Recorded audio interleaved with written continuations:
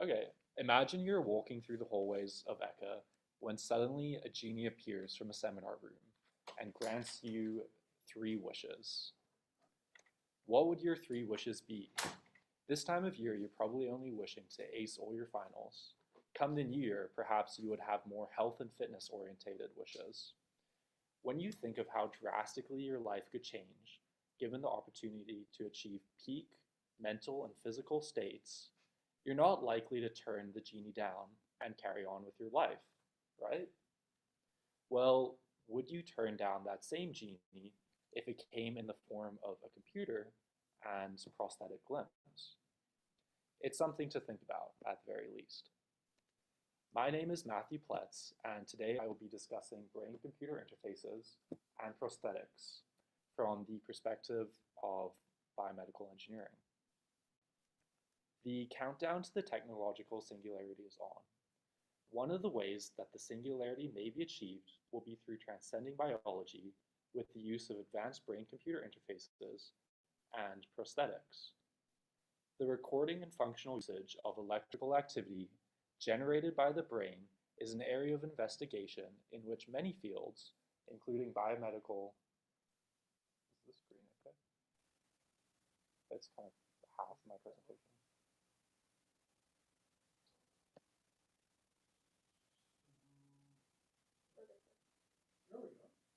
Oh, okay.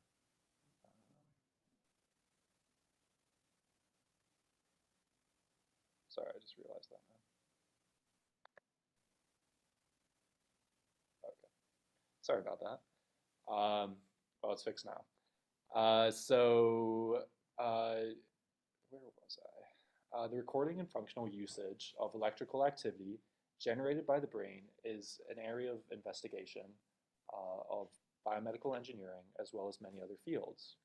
It is a field that resembles science fiction as much as it does medicine and engineering. In 1929, German neuroscientist Hans Berger discovered the electrical activity of the brain using EEG. In 1929, it is predicted that the thinking abilities of recently deceased individuals will be transferable to computers by the year 2090. This could result in an immortal human brain.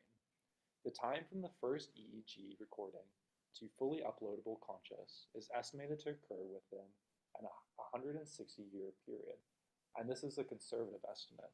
It could be quite a lot shorter.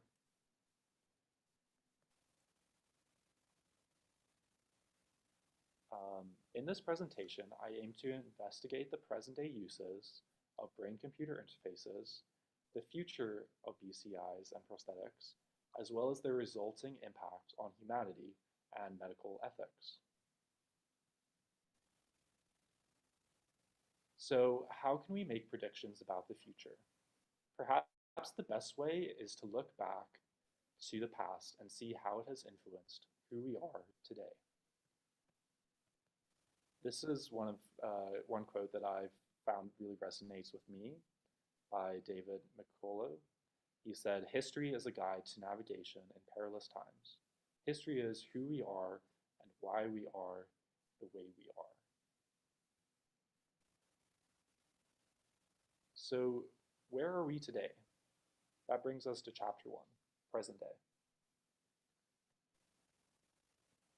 Brain-computer interfaces have recently received widespread attention in the media due to the announcement of Elon Musk's startup company, Neuralink, which plans to provide brain-machine interfaces to connect humans with computers. BrainGate of Cyberkinetics is a current BCI that acts as a communication device which converts the activity of the central nervous system into a signal that can be utilized in order to perform a variety of tasks, including augmenting or repairing cognitive or sensory motor functions. This can be achieved through a number of different mechanisms. Stimulating muscles to regain lost function, such as the ability to speak or move, is one method of regaining control of the body.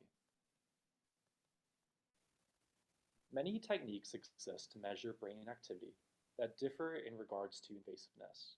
Most BCIs, including the BrainGate system, have utilized an invasive approach in which electrodes placed on the surface or within the cortex detect electrical signals of the central nervous system.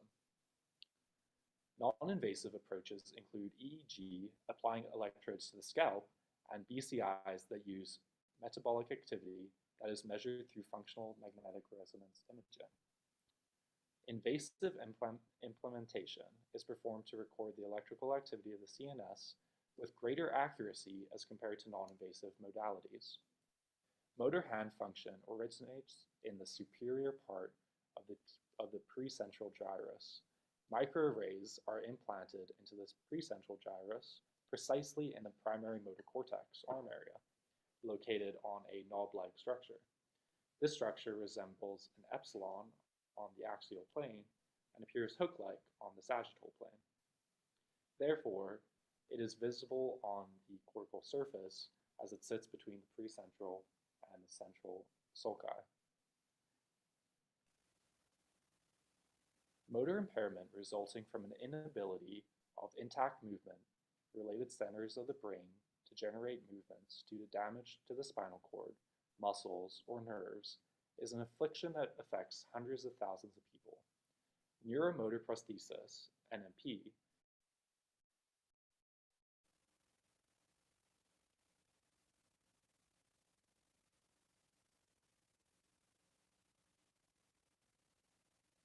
in the motor areas of the brain.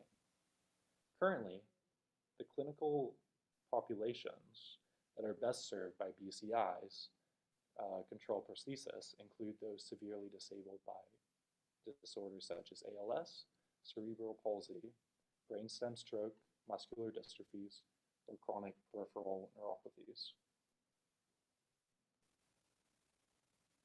One of the most moving case studies I have researched was a case involving Jan Arden, a tetraplegic who, for the first time in 10 years, was able to feed herself due to a BCI implant.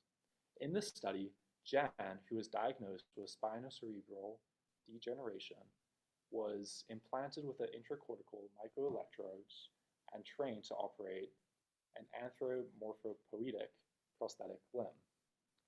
Within 2 days of training, the participant was able to freely move the prosthetic in a three-dimensional space.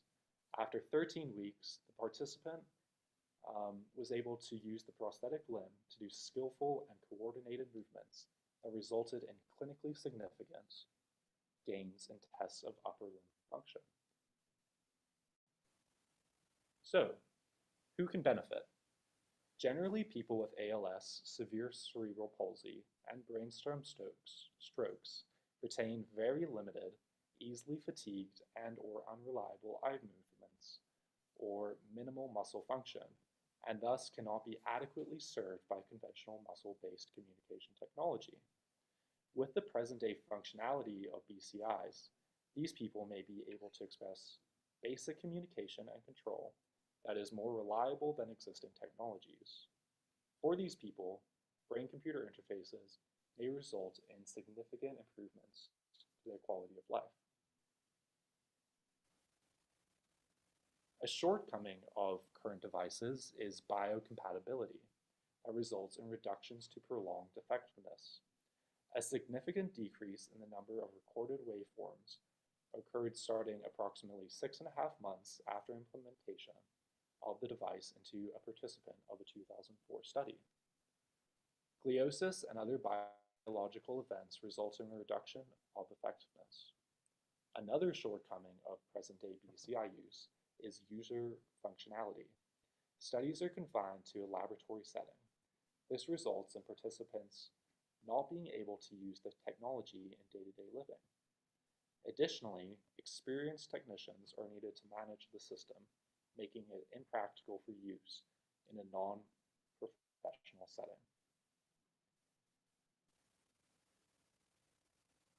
Now that we have explored the past and the present, let's move forward to Chapter 2, the future.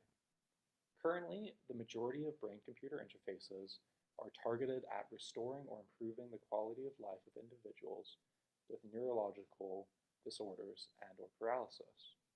Future uses of brain-computer interfaces and prosthetics may fundamentally change how the general population interacts with the world. This may include changes in military strategy, professional environments, and socialization. The Pentagon has awarded funds to a Defense Advanced Research Project Agency, shorthand DARPA, backed brainwave research project called Silent Talk. This project aims to map EEG patterns to individual words and to determine if these patterns are generalizable, given there are similarities in the recording of the EEG patterns. The U.S. Force's goal is to allow soldiers to communicate silently, using only their thoughts. In 2018, DARPA announced that a participant with an experimental brain-computer interface used their mind to simultaneously control 3 aircraft. Additionally, the Cognitive Technology Threat Warning System program plans to use EEG patterns to create mind-reading binoculars that will alert the soldier to threats in their environment faster than the conscious minds can interpret them. This function would be achieved by the interconnection between a brain-computer interface and artificial intelligence by utilizing the advances in flat-field wide optics and large pixel count digital images. DARPA believes that a breakthrough in this program will be imminent in the near future. Not only may brain-computer interfaces be used to control and be used in communication, but also involve improving physical performance. A BCI system may enable the mitigation of pain via pharmaceutical distribution. It could also involve improving strength through more efficient integration with mechanical exoskeletons. The exoskeletons of the future may not necessarily be the bulky, armor-like suits that are often portrayed in media, but rather soft, wearable material that resembles a second skin. The advantages of this type of exoskeleton is that it will allow the user to retain 4-inch motion and will fit comfortably like an item of clothing. These exoskeletons will likely use pneumatic muscles that produce similar forces to electrically powered motors, with the benefit of being significantly lighter. Flexible exoskeletons may allow the soldier of the future to generate the force needed to lift several hundreds of kilograms. In addition to military applications, brain-computer interfaces may also be used in the civilian workforce. This may be used to fundamentally change the workplace by interacting with machines and/or be used in high-risk environments. At a basic level, brain-computer interfaces may be worn by surgeons and pilots to monitor drowsiness levels. One way that BCIs may radically change the workplace is by allowing access to individuals otherwise unable to work. In the United States alone, there are more than 40 million Americans who have a disability, making up over 12% of the US population.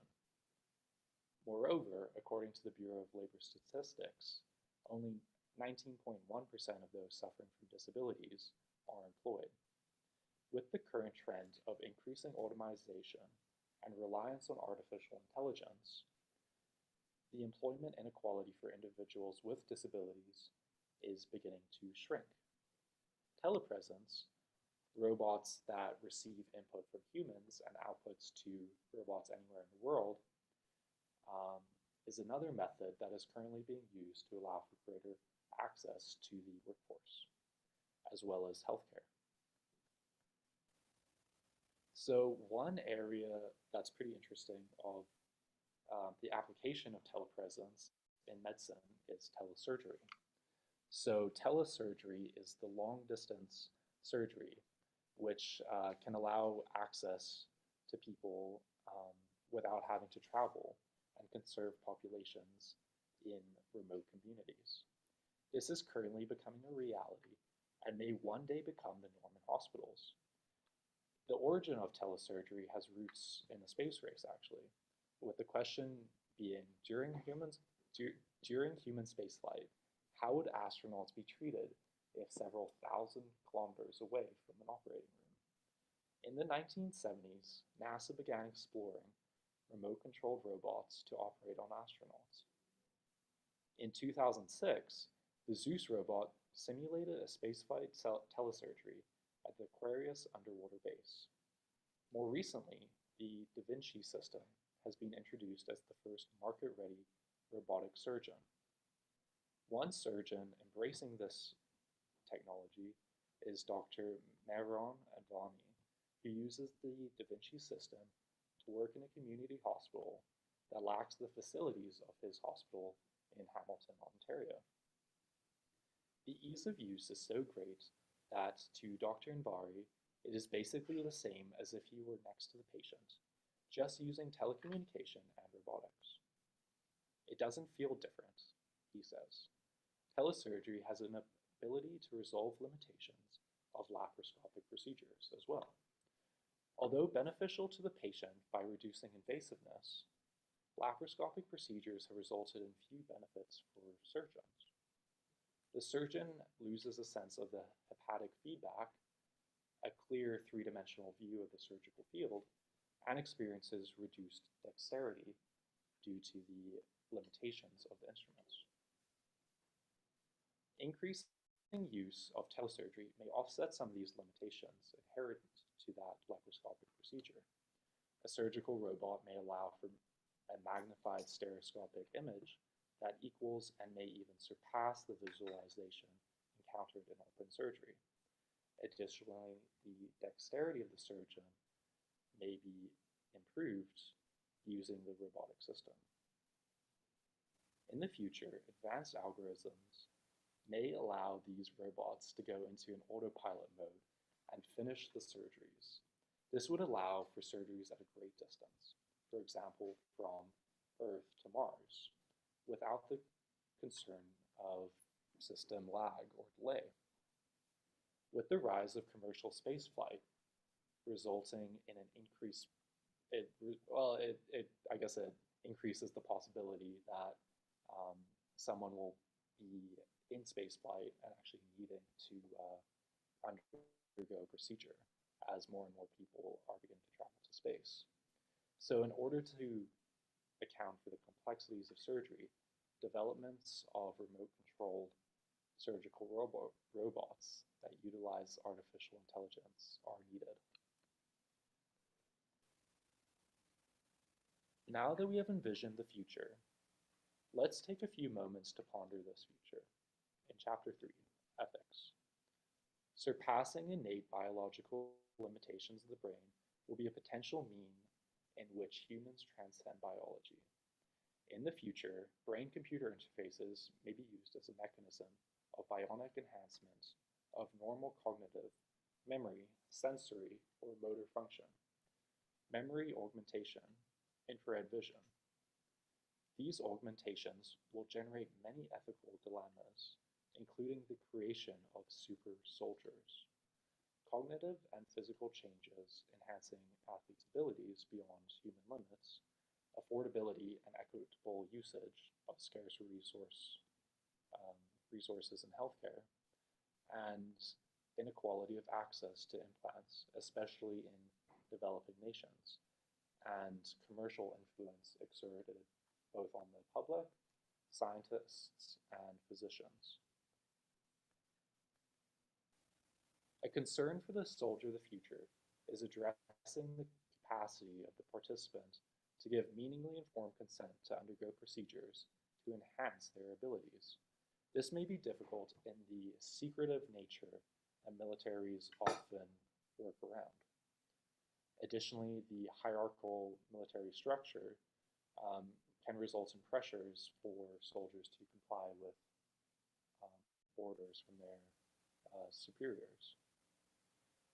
The decision-making process of the soldier may also be impacted by the enhancement procedure. For example, a brain-computer interface may be used to inhibit a soldier's capacity to make moral decisions. This poses the risk of misuse for those with control. The soldier's sense of self and identity may be completely altered. Outside of military use, brain-computer interfaces may have the ability to transform what it means to be human. This vision of the future is summarized by Riley Green, a brain-computer interface clinical researcher, who says that it has become increasingly evident that neurotechnologies have the potential to profoundly shape our human existence and sense of self. The sense of self may be radically changed in the future, where brain-computer interface private companies have access to the neural data of their users. Furthermore, questions arise as to how EEG data may be used in order to infer emotional states and cognitive processes, which would provide unparalleled insight into user functions and intentions, preferences, and emotions.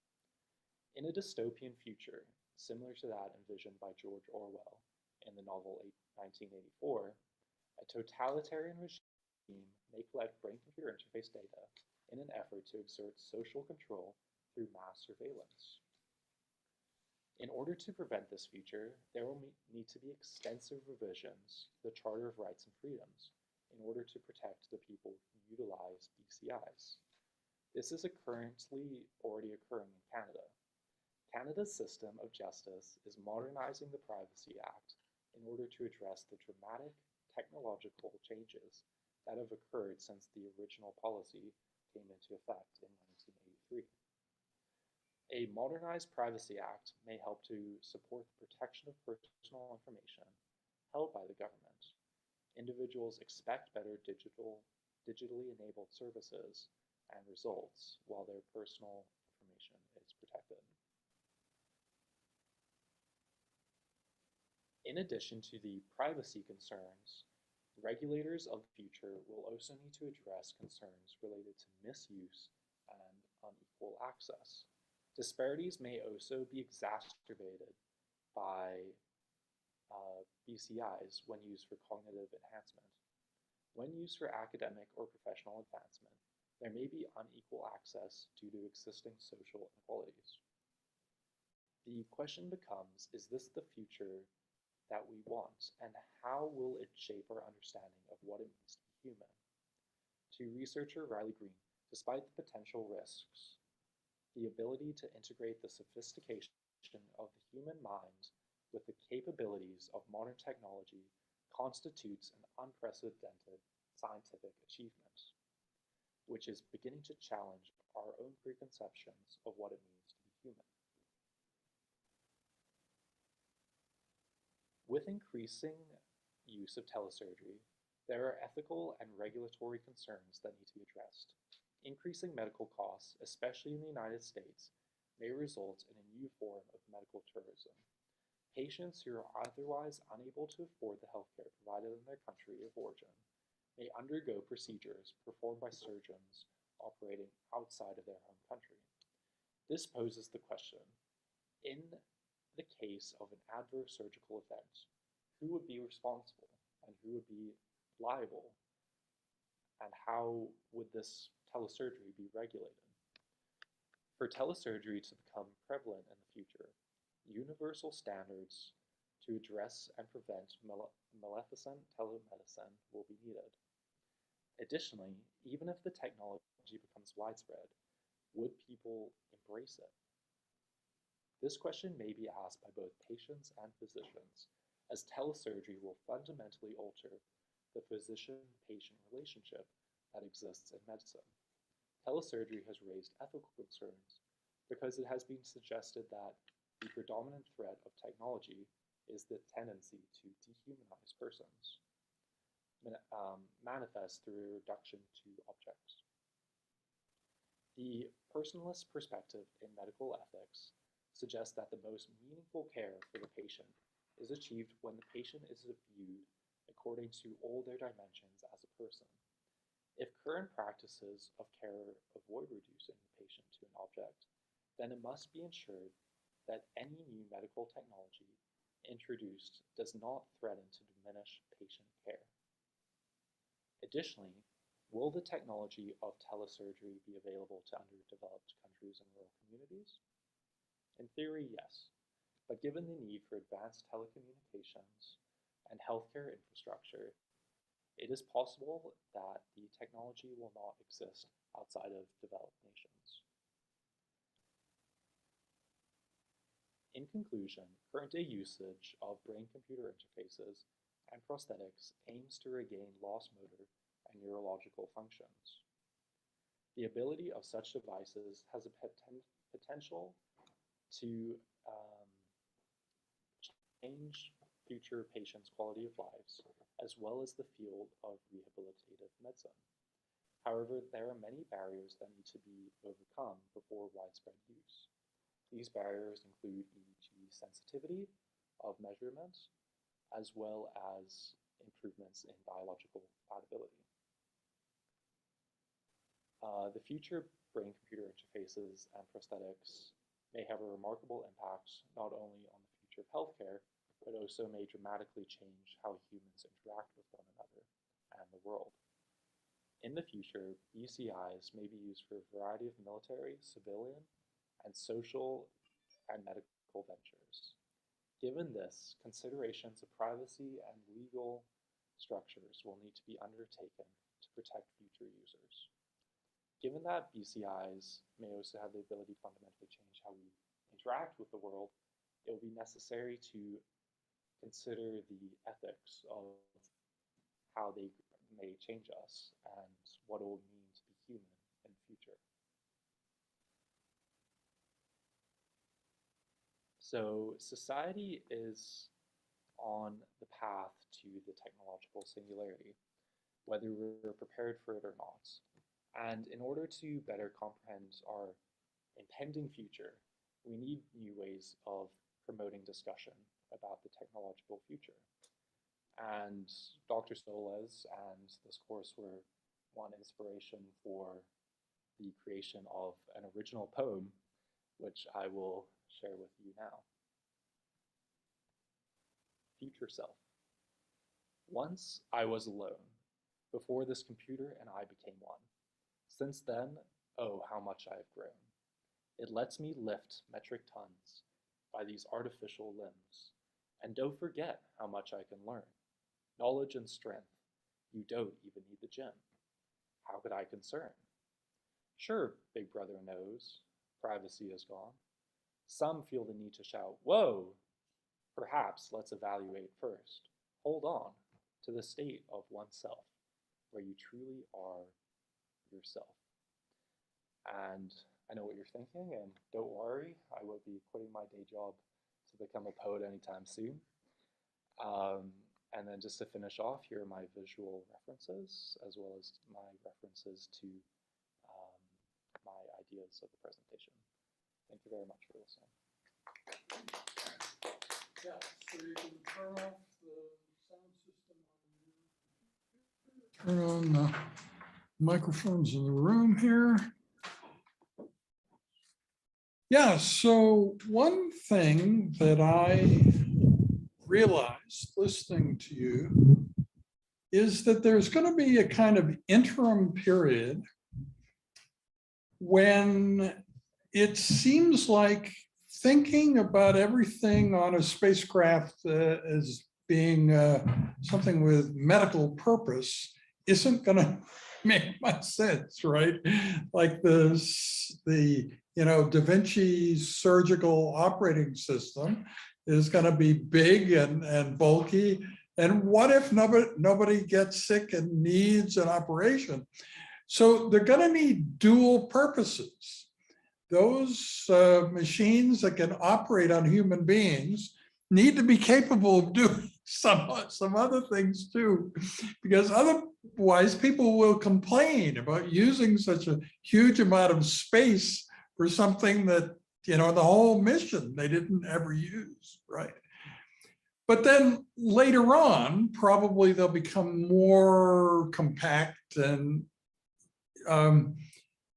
somehow this dual use won't be necessary because the thing is so compact anyway. But I can see during an interim period that, astronauts, for instance, might complain that, physicians had too much influence over what we have in here. And when nobody's sick, half this stuff isn't being used, right? So that'll be, yeah. Yeah, that's an interesting point. I think, I mean, ideally, if moving forward, we can introduce a system that has a bit more functionality and it's not just limited to being a surgical instrument, but also has other mission related functions. I mean, that will be the best way that we can introduce that system immediately without that initial backlash. But I mean, I think like given just the history of humans, we always say we don't need something until disaster strikes and we realize that actually, this is what we need. The same thing was said about the Titanic and lifeboats, oh, Right. we don't need lifeboats, they're a waste of space. But, when you see the consequences of not having them, then it becomes just that much more prevalent as to why, something that you might not need all the time is necessary to have Right. all the time.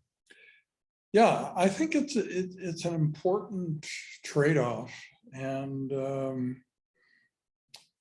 yeah, no, I'm quite proud that thus far, none of these presentations have been like way less interesting than others. I mean, you could think how bad you'd feel now that we've done 6 presentations. If you gave the one that was like really boring, no, they've all been right up there, and the same with your papers. That like I'm used to papers with a lot of typos and things that need to be corrected and thus far your papers don't have that, which is kind of cool, that they're not like major spelling errors and things. So what does that mean? It means the average quality of the student in the course continues to go up, and you're sort of setting a new level for performance, which that's also cool, and it's kind of how things should. But both things should happen. I should be constantly improving the course and adding things to it, right? So you don't want to think that the bells and whistles in the course today are just what we had in January 2012, and we have not added anything. But that's kind of interesting. If you think about the videography techs, so in the beginning, we had 3 full-time techs in the same room with us. It was really cool. But right after that, the university fired most of those people, part of the downsizing and so on. So it was really sad. Yeah, but anyway, so yeah. I have a question. On the topic of the mind reading for the soldiers. So I thought the premise of the first part was we train the AI to read brain signals to different words so that they can interpret words that are being thought, right? But then you said the application of that for mind reading of other people, of like enemies. Sorry, that might have been a bit of miscommunication on my part. So the idea is that it can recognize patterns through the actual binocular device, and then using AI to create movement recognition patterns to then predict, I guess, where the combatants or where the individual they're looking at is going to move. So it's both a predictive model, but then also being able to react to even just small changes of movement that the human eye might not be able to pick up on, and then being able to alert the individual who's using that device. Okay. Yeah, I got confused. I thought it was mind reading the other person, but it's actually like visual reading. I believe so, yeah. So it's sort of the AI Wayne Gretzky, right? Wayne Gretzky was good at was predicting where the puck was going to be, right? But if you think about it, probably AI would be quite good at that too. You know, figuring out, well, a few seconds from now, it'll be here. Yeah, yeah. So that's part of the predictable future. Okay, so other questions? Yeah, I'm quite pleased at how all 6 of these presentations thus far have gone. And so what I would suggest, just because it's convenient for me, but let you know, let me know if you have a huge pushback to this. So I have a grant that's due January 5th. So I'm kind of thinking creating the individual videos for you guys, I would do after January 5th. So after that point, you'll have your own video, not contaminated by any classmates. It's just you throughout, right? But until January 5th, you won't. You'll, like, you know, today will contain 3 presentations, the previous one also. That just sort of makes sense to me. That I'm willing, since I'm the guy doing the editing, I kind of like to do that when my big, you know, thing that I'm focusing on is sort of over. Yeah. So you have that to look forward to after you're gone from the course. So like a week or so after that, you'll find that suddenly there's a video of your final presentation that is just you, you know, that is edited down to being just you. So I'll do that in early January. Unless some student says, no, that's so wrong. You need to do it now. I don't want those other people in my video. Yeah. So if one of you complains like that, I'll have to shift my plan. Yeah. Okay, any other questions? I think it's kind of cool. Our visitor from India, yeah, let's see, she's still here.